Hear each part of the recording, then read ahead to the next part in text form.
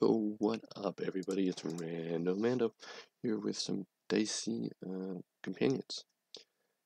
So, I'm gonna run down how we drafted, thoughts on the cards spoiled so far, and the two big spoilers I have over here, which I'm sure we'll get to in no time.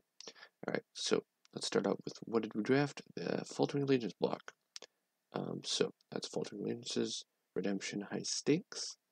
As you can see over here is the Unlikely Heroes block and the Resurgence block, which I'm totally going to be drafting in the future for sure, because this Faltering Allegiance, as rough of a draftable set this is, it was actually kind of a lot of fun. So there was two ways you can conduct a draft, really. There's the standard way.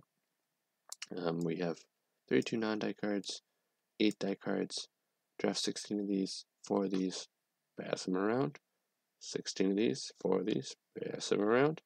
This is the Wild Wild West. It's very fun. If you want to go with more of a cube concealed, more of a curated version of the draft, we've got the same number of non-die cards here at 32. Same logic, draft 16, draft them around. Then we come in with dice cards. They're dice cards, they're not the characters. So these are your upgrades, your downgrades, your sports. More curated, draft 6 of these, as well as draft the 4 characters. That gives you a larger pool, so it's not as kind of crazy RNG. Well, okay, well, this guy had 7 characters, and now they're going around. It's like, okay, everyone has, it makes it a lot, it just basically smooths it all out. And then either the first or second group of drafts, you can add in a battlefield and plot to the draft. So you do end up drafting a few more cards than you normally did, but that's to help smooth it out a little bit more. But either way, this is my homebrew. Work around with the numbers, work around with the system, of course, to try and curate if you want a more smoother experience. But the Wild Wild West is, of course, the true draft experience. The drafts were a bit already curated, even in the Wild Wild West version, for obvious reasons. Let's run through them because I think these are all great things to take out, because this is kind of some of the problems of the A-Rage draft experience. Is like Han only being playable if you have an elite character, assaulting being a hassle if you're going to try and do this in person. Even on TTS, it's like, obviously for the TTS you do get the set aside stuff, but like it's still kind of a hassle. This way too good still, so that makes sense. Brave Plant, it's a hassle to kind of get the subtypes. It's also too good, hassle. And how does that work? It's mainly these cards are like, how does this kind of work with like set aside stuff, because like TTS and not and stuff. Pieces of Lie, Let's Make a Deal, requiring your whole team to share a color is just not, like, it's kind of counterintuitive to the draft experience. Can request elite character will basically never happen. Drafting 2 non-unique red characters was insane, so 99% of the time dead card makes sense. The plots all make sense. You can't play this, it's not legal, so why draft it? Only Jedi, only Grogu, Ewok, which aren't in ARH, only Inquisitor, only Spies, only Yellow. All those kind of go against the draft. We tried drafting mono a few times, but yeah, you're basically going to end up with like 16 noble efforts in your deck. So, yeah. Here are some cards I would recommend if you're going to draft the FA block to kind of curate to your liking. The cards that move along is actually unplayable. There is no non-elite blue characters that are 17 points. You have to draft an elite one, which is insanely hard because there's only 2 in this entire block. So if you think about it, there's 4 out of the 292 cards that you need to draft. Yeah, that's very unlikely. So I removed that one because it's requiring you to draft an elite version of 2 characters in the set. The Dark, Force Mirage, Discord, Target Displays are all dual spots where you need to spot 2 characters that share a color. I found that was pretty much impossible to do without just being mono. And the effects weren't, they're creative, they're cool, except for Discord. so I wouldn't be sad to see them in a draft pool. It's just I could never pull them off. Never.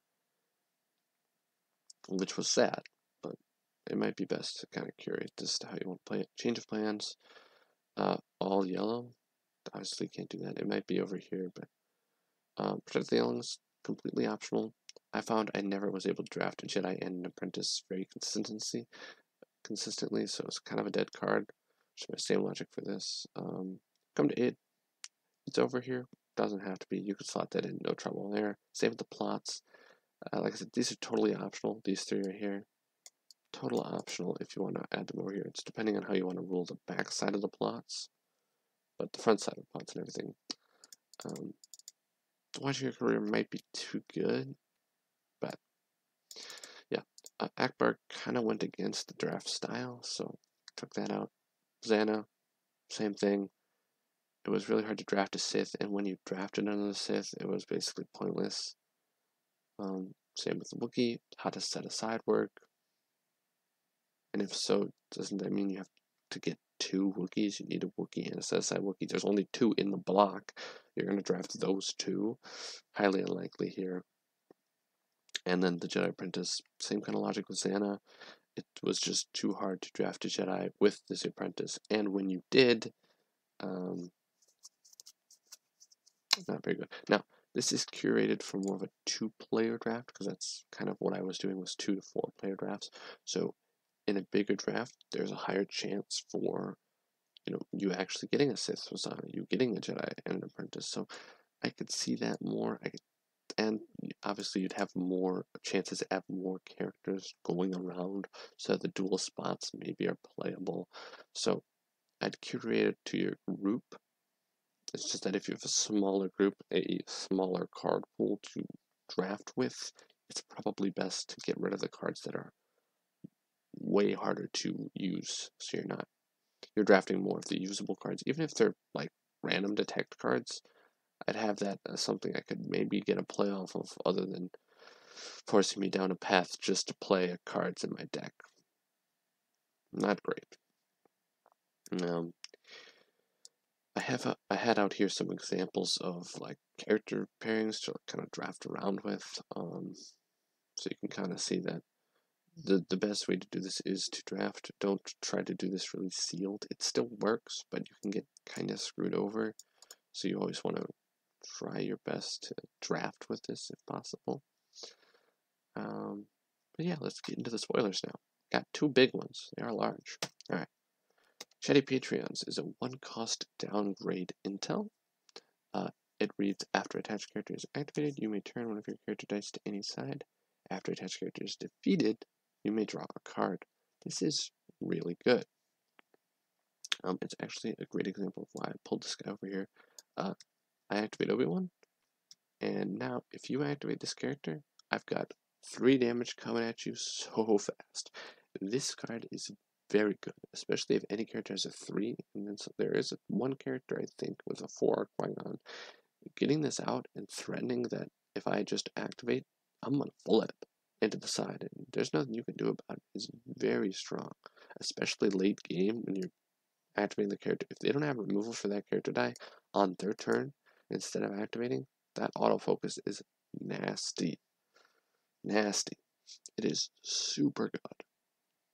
You don't even need the second effect for this to be totally playable in my eyes. Like, pay 1 to always focus one of your dice, basically. As long as you can get the claim on them, it's good. And for our die spoiler, wow, no shocker, look at the picture. Anyway, we've got a 2-cost Vibro Dagger, which is a weapon upgrade. Don't know why I read those backwards. It's neutral gray, which is big. It's got ambush, which is nice. Redeploy, which is huge. Before this die deals damage to a character, you may remove 1 shield from that character. Utilizing the Vibro Knife, I think it was, from Spirit of Rebellion. But yeah, I think both of these cards are very good, and definitely ones where I would not be sad at all to slot these into my draft experience. Which is also something I could say to Noble Effort. I was 100% on board with putting in a lot of copies of this card. No regrets there. Just put in 5, 6, 8 of these. No, like, discarding to this battlefield was something that I was consistently doing. Discarding to reroll all my dice, playing it to reroll a dice twice was something that definitely happened. So this card is definitely good for the draft experience. Really enjoyed it. This cantina as well really fixed any, like, if you're thinking of going to mill this battlefield, we'll definitely set that backwards real fast. Every time you claim, basically both players take a damage, really speeds up the game, which is good.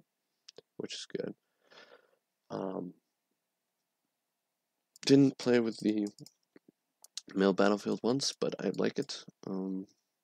Still in uniform. Didn't really make games feel all that samey with subtypes. It was actually very rare that we tried to utilize subtypes outside of our subtypes, because it was just too inconsistent to get stolen uniform and then to say get your interrogation chair, get your no second chances. It was pretty hard to do that. So it's kind of odd that it just almost incentivizes you to play this just to replace it as a ramp in the early game. Like, yeah, I'll play this and then override it.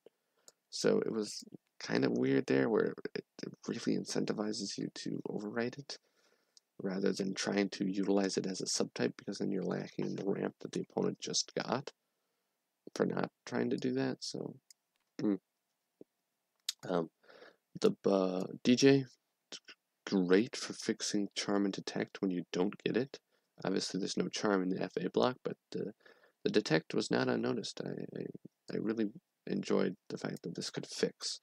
And this is huge. This type of effect where it fixes archetypes that were built in and integrated into like 90%, but 90% of a set really. And so this helps is huge.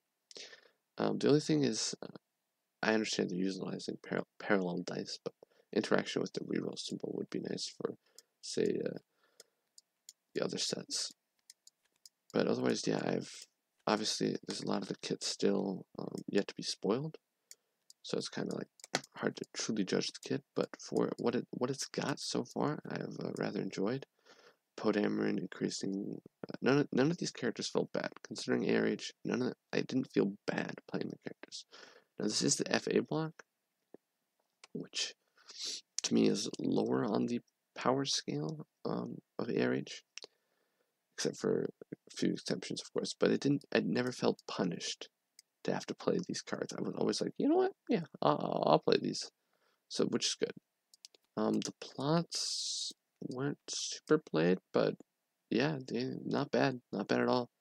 The trooper subtype is pretty relevant, and so is the witch one. I'd say it's really good that it gives all your characters witch. Oh, that is huge if you want to go down that route. So I actually rather do like the two battlefields, and still got one left, which is huge scoop. Yeah, overall I've been liking the kit, helping kind of fix subtype issues.